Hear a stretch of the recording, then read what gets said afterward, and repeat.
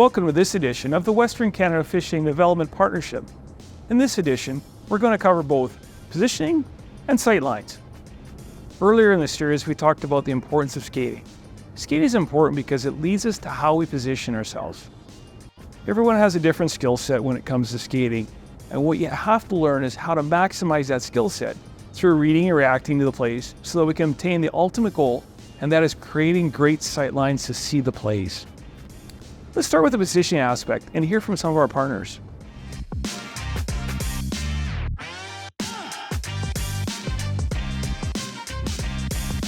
Quality positioning to me is the way you put yourself in a position to have the best sightline to see the play correctly, because I think no matter where you are on the ice or in the building, you'll be able to see the play, but to actually see it in its truest sense in a way, if you can't get yourself there on time, you're not going to be able to see the play correctly. You won't be able to put yourself in that kind of position. Something that we're told a lot is, as linesmen, is to almost set up your camera in a way. So if you can get to that blue line, be stopped, set up your kind of plane of view like it's a camera, and then see that play happen, you're going to have a way better view on it than if you're still in motion or if you're even behind the play. So being able to put yourself in the right position to see the play and make the penalty calls or the close calls at the net, being able to control the game is important.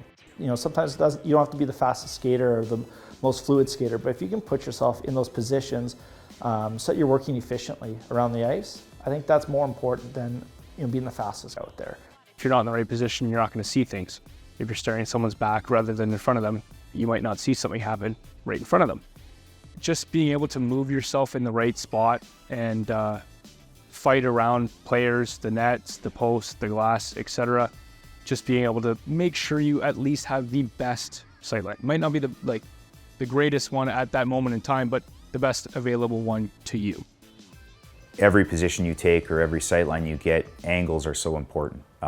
If you're parallel to a play, you're not going to have the best judgment. But if you have an angle on it and you're going similar speed to the players, things will slow down. You'll have perspective on what has happened or hasn't happened.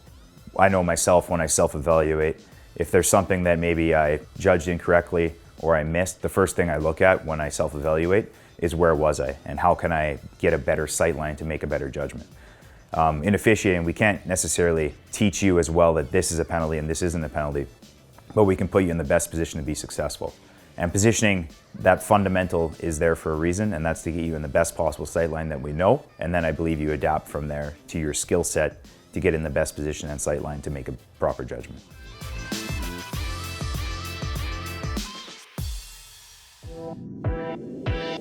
In our end zone positioning, remember the purpose of it is we're creating angles so that we can see the play, that we can stay out of traffic. So there's always going to be a little movement to us, whether it's up and back, whether it's to the boards, to the end boards, but always to create space, always moving a little bit, and always working to make sure we've created the angles to see the play.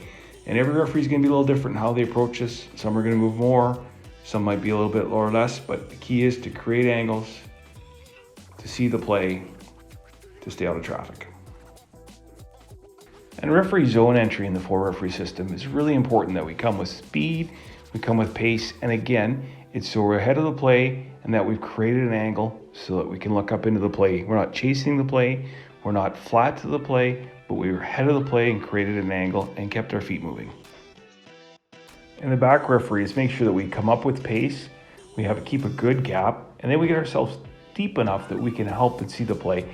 So this referee, good job, gets up towards the blue line, ebb and flow a little bit to create angles and sight lines, but always have a little bit of movement to find your sight lines.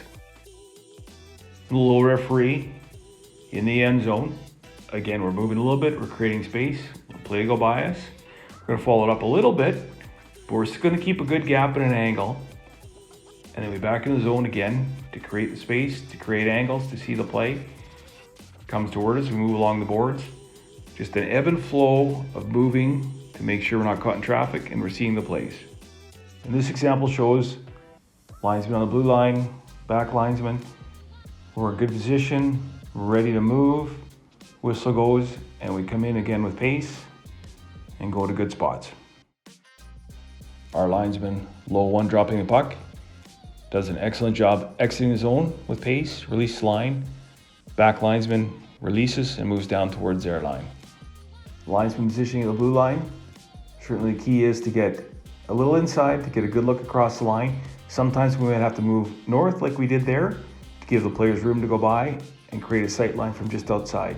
Both good sight lines, both based on reading the play and going to a good place. So you allow the players to go by and yet still have a good sight line. And linesman, back linesman movement between the blue lines. Becomes a front linesman, goes backwards, keeps everybody in front of him, can see the play, gets to the blue line in good time to make a good decision, and again has everybody in front of him, can see the play. And just a full demonstration of a full shot of an arena and how the officials move. Referee comes down, play comes towards us, the front referee is backwards, has a good gap. The back referees come up ice with some good pace to create some sight lines and help where they need to, and then we transition back. Same with the linesman. Linesman does a good job at the blue line, play transitions back out. Again, we move back towards the blue line, going backwards, keeping players in front of us. So just a really nice ebb and flow of how we move, how we create sight lines, and how we work as a team. So now that we've heard about positioning, how skating, reading, and reacting are all part of the equation, we can now focus on sight lines. So we got ourselves into a good spot and created good sight lines. It is now important to understand where we need to look using those good sight lines so we can see the plays and then use our judgment to make good decisions, whether they are calls or non-calls, offsides or icings. Let's go back to our partners and hear some of their thoughts.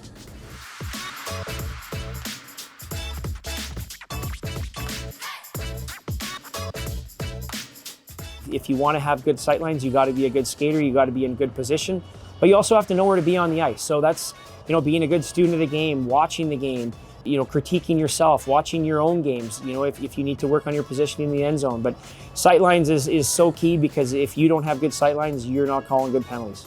Maybe from my angle, it didn't look like a hook. Maybe I wasn't able to see the grab of the jersey. And I want to be able to ask my partner, didn't that look like a little bit of a hook or a hold? And this game's all about angles. Therefore, it's all about sight lines. Being able to skate and to be able to get to your sight lines, really at the end of the day, will separate the good officials from the great officials. If you can't establish sight lines, it's going to be really hard to make calls, and you're going to have to guess. If you can't see something perfectly clear, then you're guessing, and guessing, from my experience, doesn't work well for anyone. Well, sightlines are everything in our sport, especially because it moves so fast. And by being in a good position on the ice to see the play where it may develop, or you see where the play is going to go, it gives the official the best chance to witness what is happening on the ice. But it's something that can be worked on all the time, trying to get to proper position for viewing the play, and then judgment takes over. If they're in a good position, have good sight lines, then with good judgment, they make good decisions. Now that we've covered skating and how it will enhance our skills, positioning and how skating can help us get good sight lines and the importance of looking in the right spots, the next step is to work on achieving these sight lines every shift of every game. Since we never know what the game will give us, we must constantly be prepared to make a judgment on every shift of every game. Hard work, hustle, reading and reacting will get us to those good sight lines. Until we see you in the next video, have great games and enjoy your teammates.